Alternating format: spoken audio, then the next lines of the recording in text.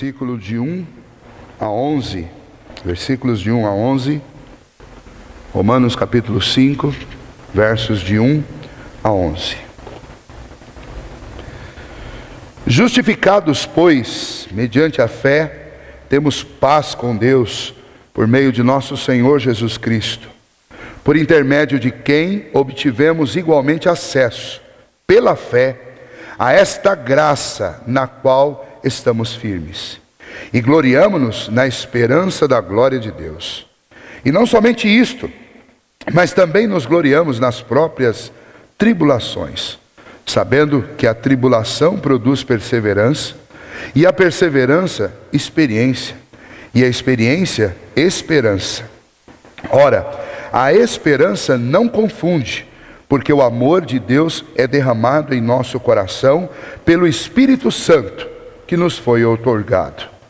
Porque Cristo, quando nós ainda éramos fracos, morreu a seu tempo pelos ímpios.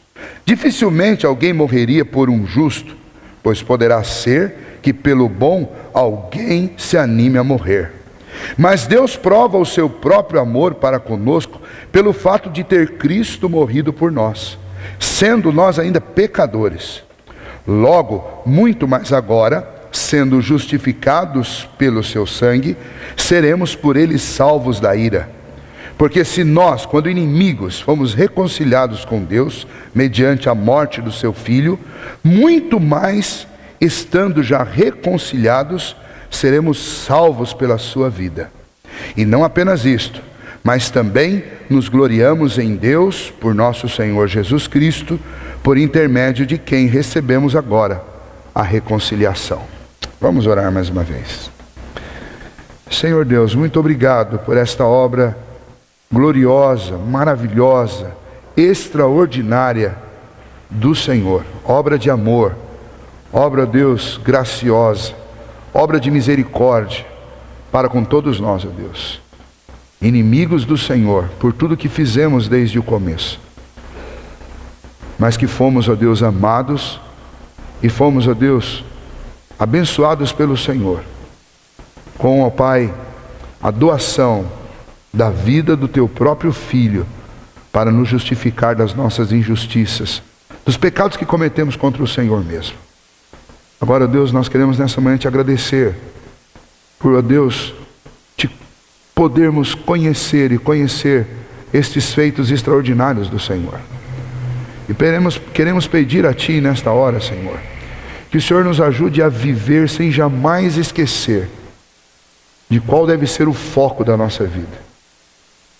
De onde está, ó Deus, a essência da segurança que acabamos de cantar, que é Cristo Jesus.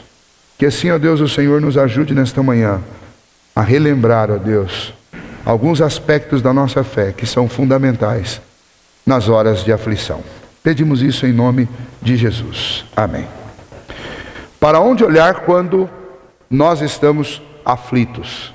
É sobre isso que eu queria comentar com vocês brevemente nesta manhã, porque isso daqui é parte da palestra que eu vou fazer amanhã lá no acampamento. Então, eu queria compartilhar um pouco disso com vocês, mas gostaria de convidá-los para participarem do conteúdo inteiro, que será amanhã na parte da manhã.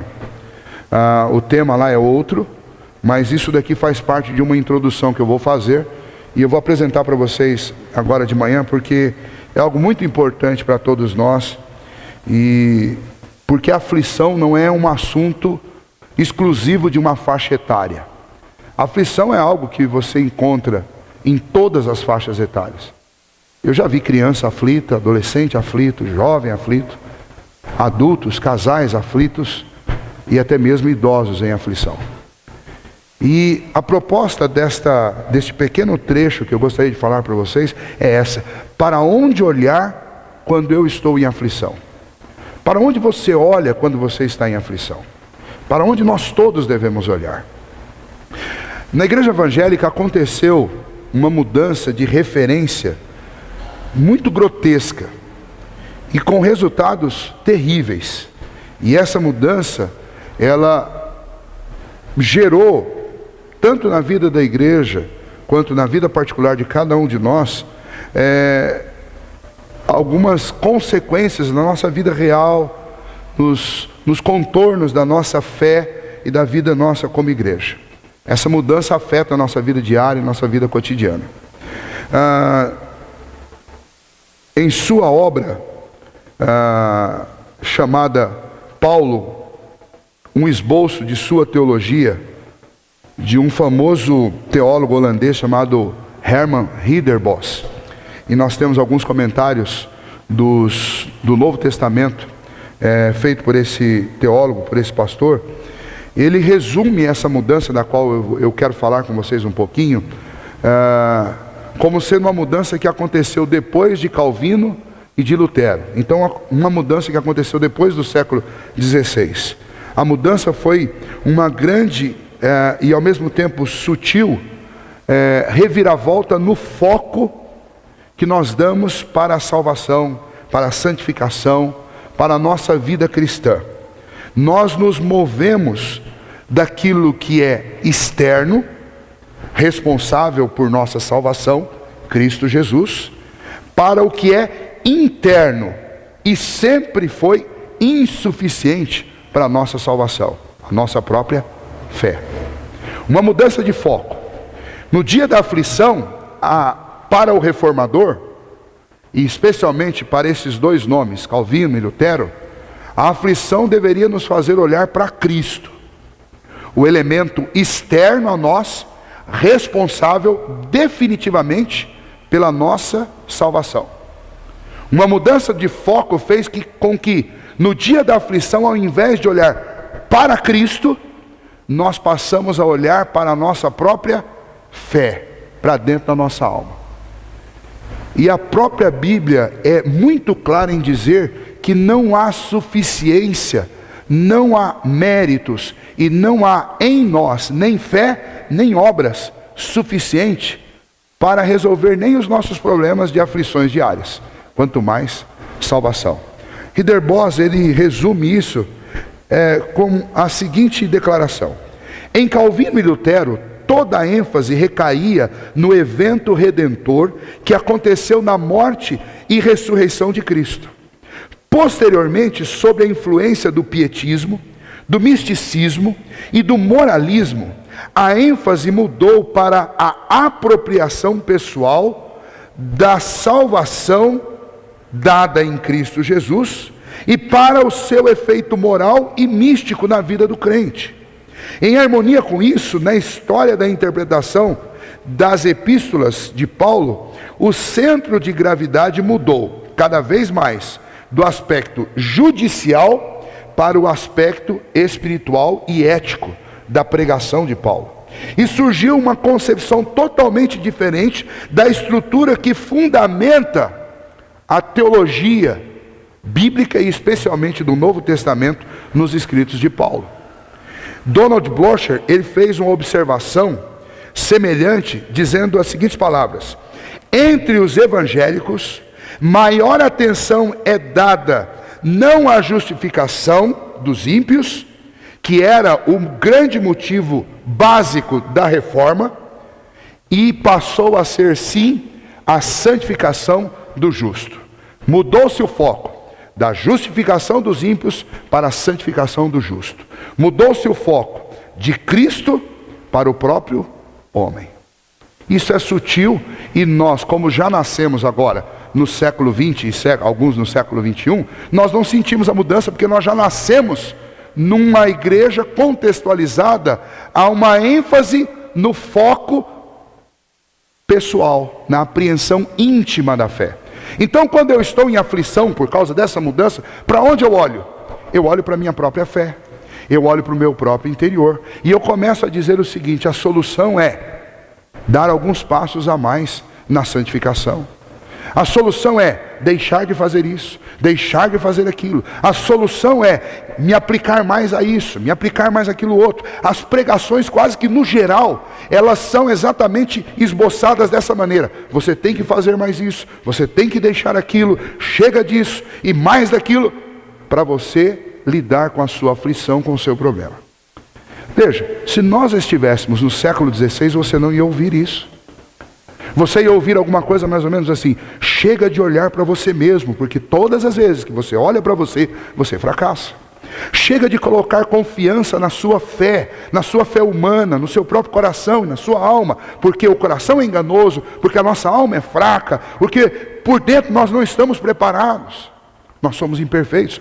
Coloque os teus olhos em Cristo, veja o que Cristo fez, ame a Cristo, se contente com Cristo, se agarre a Cristo.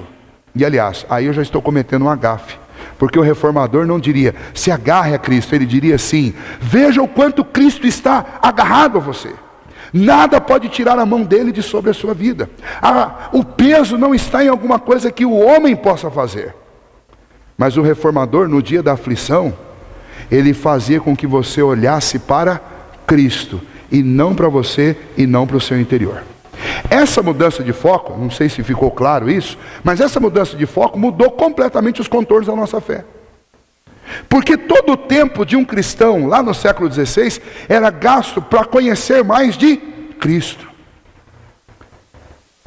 E todo o tempo de um cristão, nesse tempo que nós estamos vivendo, é gasto para conhecer mais de nós mesmos, para de repente sabermos lidar melhor com nós mesmos. Isso não vai acontecer. Porque o que nós precisamos é de Cristo e da sua obra. As nossas obras nunca foram suficientes e serão sempre insuficientes, mas a obra de Cristo é suficiente. E a não ser que eu coloque toda a minha confiança e toda a minha esperança na obra de Cristo, no dia da aflição, se eu olhar para qualquer outro lugar que não seja Cristo, eu não vou encontrar nem esperança, nem socorro e nem alívio. Vejam só, essa mudança veio acompanhada de uma nova ênfase na vida interior do indivíduo. Uma interiorização, um subjetivismo. A questão subjetiva, o que eu estou fazendo, se tornou mais predominante do que a questão objetiva, o que Jesus fez. Então nós mudamos tanto o foco que nós estamos o tempo inteiro olhando para o que eu estou fazendo, o que nós estamos fazendo, quando antes de tudo nós deveríamos relembrar o que Jesus fez. E o que Jesus fez? Ele se entregou para pagar toda a nossa dívida, toda ela. Ele levou sobre si todas as nossas maldições, os castigos que estavam pré-ordenados sobre nós, caíram todos sobre Cristo. O que Jesus fez? Ele declarou diante de Deus justificados. Ele não declarou em andamento, ele não declarou talvez, ele não declarou se eles fizerem tudo, justificados, ele disse justificados. Então na hora da aflição, para onde eu tenho que olhar? Não é para aquilo que eu estou dando conta de fazer, ou que eu não estou dando conta de fazer, mas eu devo olhar primeiramente para Cristo. Se eu quiser dar uma olhadela em mim, só serve para mostrar quanta diferença existe entre o que eu faço e o que Cristo fez. Quanta abnegação, quanto amor, quanta devoção à obra que Deus tinha estabelecido para o seu filho. Quanta perseverança, quanta dor ele suportou e quanta justiça ele me deu de graça com a sua obra na cruz do Calvário. Então eu preciso entender isso. O resultado dessa mudança de foco foram gerações de crentes que aprenderam que o cristianismo era primeiramente um estilo de vida, que a essência da nossa fé se centraliza no como vivemos, e não no que Cristo fez e como Cristo viveu. E então essa mudança do que é o cristianismo deturpou o que é o verdadeiro cristianismo. O que o verdadeiro cristianismo era demonstrado na mudança moral que aconteceu no interior daqueles que tinham um relacionamento pessoal com Cristo se perdeu. O cristianismo sempre foi uma demonstração pública e visível do que Cristo faz na vida de uma pessoa, não do que uma pessoa faz a partir de Cristo. Porque a obra de transformação interior do homem não é produzida pela própria fé do homem, mas ela é produzida por Cristo. Quando eu olho para Ele, quando eu o amo, quando o meu coração está absolutamente entregue nas mãos dEle, as coisas começam a acontecer. Quando o governo das minhas ações não está mais debaixo do domínio do meu ego, mas o governo das minhas ações está debaixo do senhorio de Cristo. E então não é o que eu faço mas é o que Cristo faz através de mim. E Paulo é especialista em falar sobre isso. Quando ele diz, não mais vivo eu, mas Cristo vive em mim, ele está dizendo, quem domina as minhas ações é o Senhor Jesus. Se alguma coisa eu acerto, eu não acerto porque eu tenho um coração bom, ou porque eu tenho muita fé. Se alguma coisa eu acerto, é porque Cristo dominou 100% do que eu faço. E se alguma coisa de errado eu faço, eu fiz exatamente porque em algum momento eu tentei controlar. E quando eu tento controlar, as coisas vão de mal a pior. Então, no momento da aflição, para todo reformador, para os apóstolos, o foco do meu olhar deveria ser Cristo. E não a minha fé pessoal, não o meu interior, não o como fazer, não o que eu estou fazendo, não o que eu estou sentindo, não o que eu estou administrando. Creamos nisso ou não, essa mudança de foco do aspecto judicial, que é a obra justificadora de Cristo Jesus, para o aspecto espiritual, que é a ênfase no que eu faço no meu interior, essa mudança do exterior para o interior desencadeou várias consequências práticas que simplesmente desvalorizaram, desacreditaram e trouxeram terríveis hábitos e terríveis enganos para a igreja do nosso tempo. Quando estamos à beira do desespero, olhando para o abismo e para as trevas por causa de uma enfermidade, por causa de um erro, por causa de um problema de família, por causa de um problema de relacionamento com alguém, experimentamos nesta época uma noite sombria na nossa alma. Voltar-nos para as qualidades interiores nossas não vão nos ajudar em absolutamente nada, porque como que uma alma em tristeza e em trevas pode ajudar a si mesma? Uma igreja subjetivista não vai encontrar alívio. Um cristão que está acostumado a buscar a solução para as suas aflições dentro de si mesmo não vai encontrar alívio. Nós estamos cheios de igrejas e de pregadores que falam sobre motivação, mas como é que você motiva um morto? Como é que você motiva alguém que está desenganado? E a Bíblia diz que todos nós estamos mortos dos nossos delitos e pecados. Quem nos dá vida é Cristo. O único jeito de trazer vida a alguém que está morto é Cristo.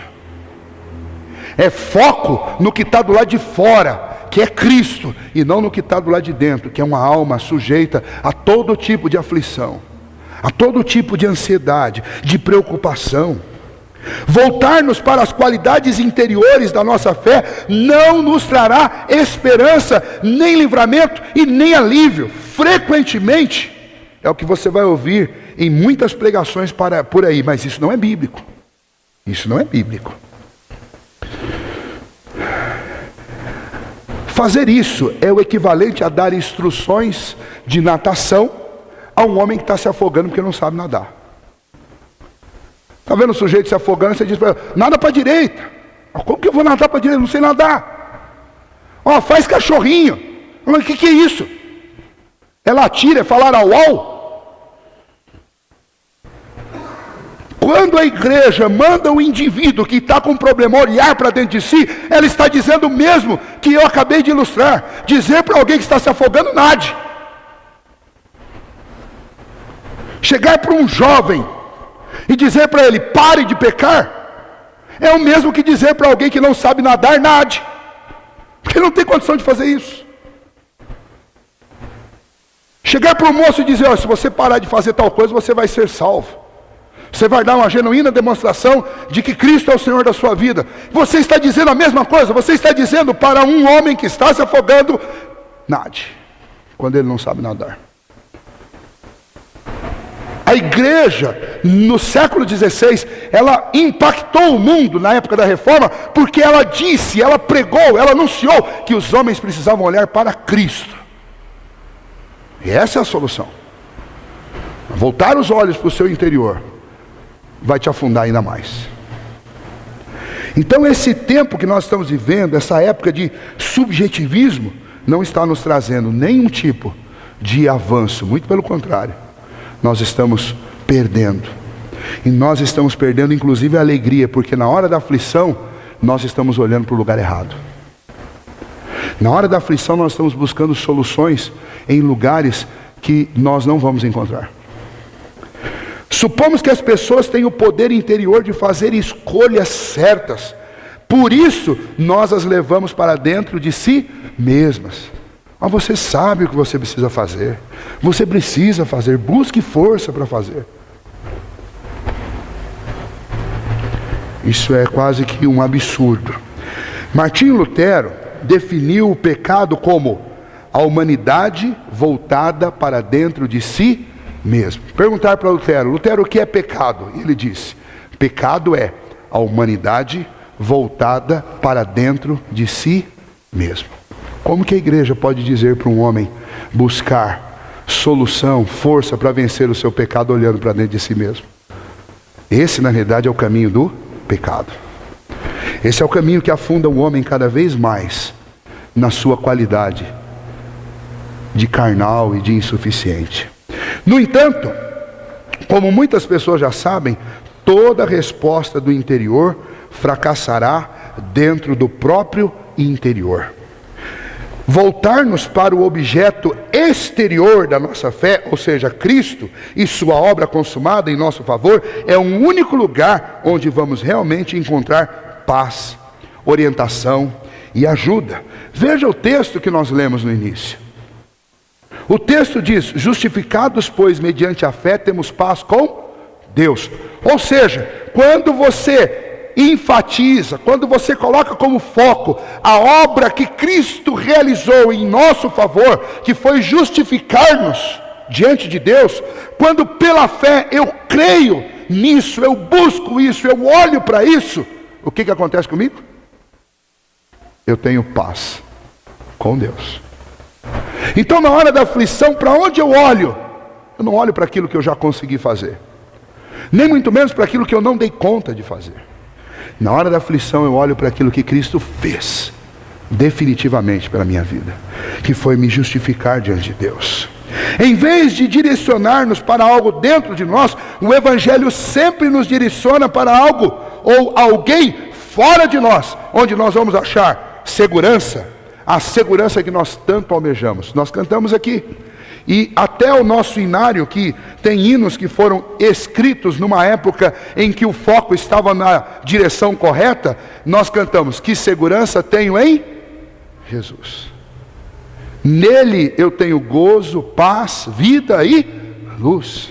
Nós cantamos, ó não temas, ó não temas. A frase é de Cristo, pois eu contigo sempre serei. Baseado no texto que Jesus disse, estarei convosco todos os dias até a consumação dos séculos. Ou seja, aonde reside a minha esperança, aonde reside a minha segurança, aonde reside a minha paz, aonde reside o alívio para a minha alma?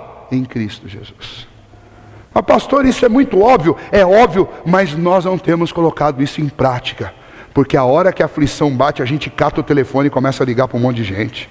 A gente liga para o homeopata, liga para o psicólogo, liga para o psicanalista, marca consulta com todo mundo. Você vai em todo mundo vai dizer, olha para dentro de você.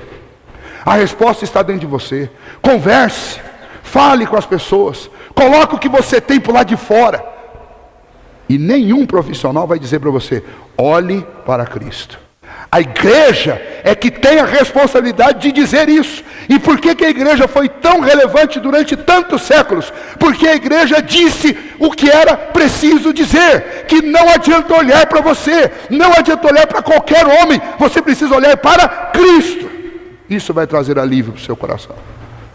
Infelizmente nós vivemos numa época em que até a igreja está dizendo para você olhar para outros lugares que não seja o próprio Cristo. A segurança que anelamos quando tudo parece destroçar-se ao nosso redor, não virá em descobrirmos o consagrado herói interior dentro de cada um de nós, mas somente em compreendermos que não importando como nos sentimos ou como estamos sofrendo, já fomos descobertos e socorridos e salvos pelo herói exterior, Jesus. É isso que traz alívio. Sinclair Ferguson escreveu em um de seus livros, intitulado A Vida Cristã, o seguinte: a verdadeira fé obtém seu caráter e sua qualidade do seu objeto e não de si mesma.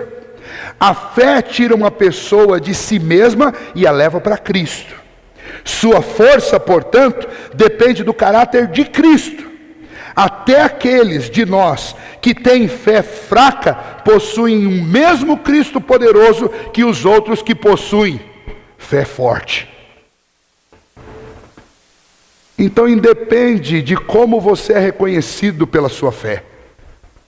Porque o que conta não é a força da sua fé, mas o que conta é a força do seu Cristo. Então não importa se você é alguém que as pessoas vão dizer e falar assim: fulano anda cambaleando na fé. Ou se alguém vai dizer, está ali um homem ou uma mulher de fé. Porque tanto o que anda cambaleando, quanto o que tem colhido vitórias após vitórias, ambos estão dependendo de um mesmo Senhor. E esse mesmo Senhor é a força de qualquer um deles. Então não é o meu cambalear que vai determinar a conclusão da minha vida, ou a conclusão da circunstância que eu estou passando, mas é o nome do Senhor Jesus, o nome sobre todo o nome.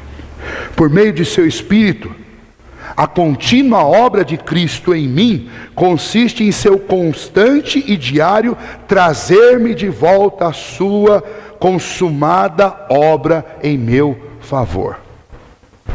A obra de Cristo no nosso coração é fazer com que a gente se volte para o que Ele fez todos os dias. É assim que você... Como é que eu posso dizer? Olha, fulano vive uma boa vida cristã. Vamos qualificar a nossa vida como uma boa vida cristã. Como é que eu posso dar essa qualidade para alguém? À medida que eu vejo essa pessoa olhando para Cristo. Como é que eu posso me qualificar como um bom cristão? À medida que eu estou absolutamente convencido de que eu dependo exclusivamente de Cristo e que eu preciso colocar os meus olhos nele. Isso é uma boa vida cristã. Porque eu posso ser um grande guardador de tradições e de leis. E isso pode não significar absolutamente nada em termos de vida cristã. Pode sim até significar que eu estou longe de Deus. Vamos lembrar? Quando Jesus veio e se encarnou, Ele se encarnou dentro de uma sociedade que era extremamente religiosa. Religiosa ao cúmulo. Religiosa ao cúmulo. Mas eram homens e mulheres distantes de Deus. Apesar de toda a sua ética e a sua religiosidade. O Evangelho é as boas novas que anunciam a infalível dedicação de Cristo a nós, apesar de nossa falta de dedicação a Ele. O Evangelho não é uma ordem de nos segurarmos em Jesus, pelo contrário.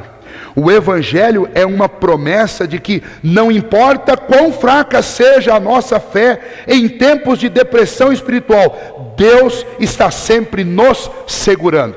Perceberam a mudança do foco? Evangelho não é uma ordem para você se segurar em Cristo, mas é uma declaração tácita do quanto Cristo, mesmo no momento de depressão espiritual, está segurando você. Percebe a mudança de foco? Muda tudo. Muda tudo. Então, para onde nós devemos olhar na hora da aflição? Nós devemos olhar para aquele que nos deu vida quando nós ainda estávamos mortos. Nós devemos olhar para aquele que morreu por nós, sendo nós ainda pecadores, inimigos de Deus. Paulo diz, pode ser que alguém talvez até se animasse por morrer por um justo. Mas quando Cristo se entregou por nós, qual que era a nossa condição diante dele? De inimigos. E aí Paulo diz, muito mais agora que você foi reconciliado, você pode confiar e descansar em Cristo. Porque se quando você estava inimigo de Deus, Deus foi capaz de dar o Filho dele para te salvar, quanto mais agora que você foi reconciliado. Para onde um cristão olha na hora da aflição? Para dentro de si mesmo? Não, ele olha para Cristo Jesus. Ele sempre foi a resposta, Ele sempre foi o remédio, Ele sempre foi a saída. E continua sendo, mesmo que você tenha 40, 50 anos de cristianismo? Para onde você vai? Ah, pastor, mas eu acho que Deus nem quer conversar mais comigo. Eu estou há 40 anos na igreja, agora eu estou passando por uma aflição, eu tenho que resolver o problema sozinho. Quem resolver o problema sozinho? Se nós fôssemos capazes de resolver algum problema sozinho, Cristo não precisaria ter vindo e se entregado na cruz do Calvário em nosso lugar. Não importa quantos anos você tem e quanto tempo de carreira cristã, sempre o Evangelho anuncia-nos que Deus não desiste de mim nem de você. Que o objeto da nossa fé ele é externo, é Cristo. Ele não é interno, não é o eu mesmo, não é a minha fé, não é a minha alma.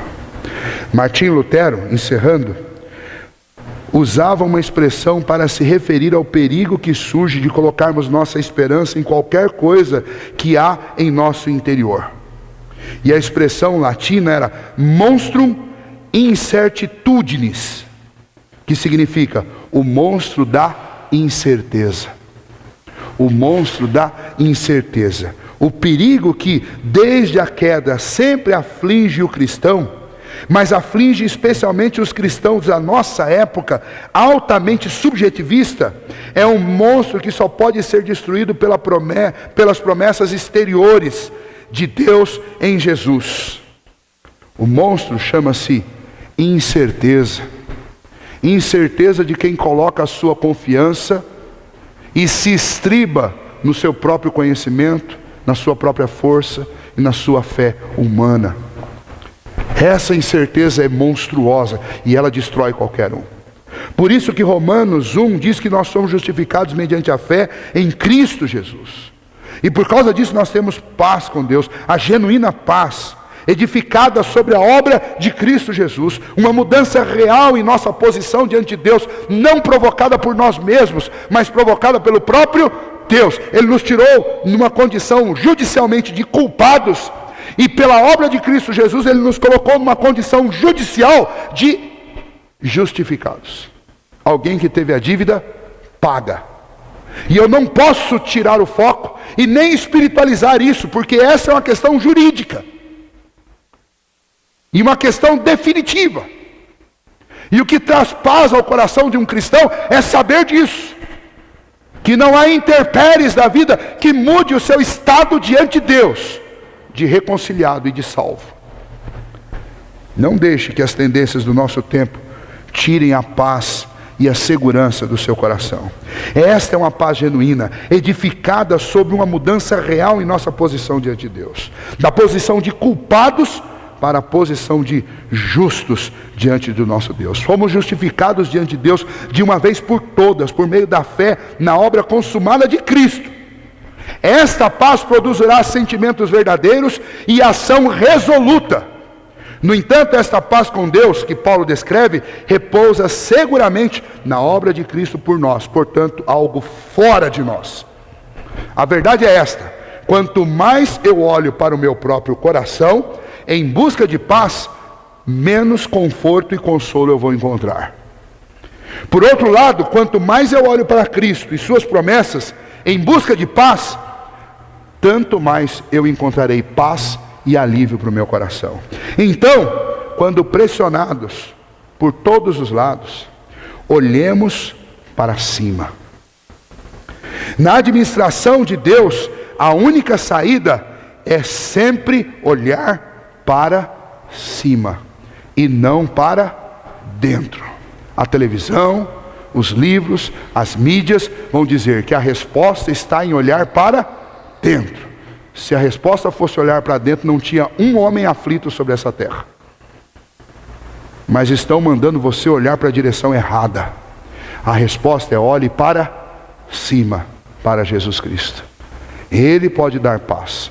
Então, para onde olhar no momento de aflição? Para Cristo. É para lá que nós temos que olhar. E como igreja, nós precisamos dizer isso ao mundo. E Deus nos ajude a compreender e a guardar isso em nosso coração, para que nós sejamos extremamente eficazes em mostrar ao mundo e também para nós mesmos que na hora da aflição, a paz, a solução só pode ser alcançada por meio de Cristo Jesus.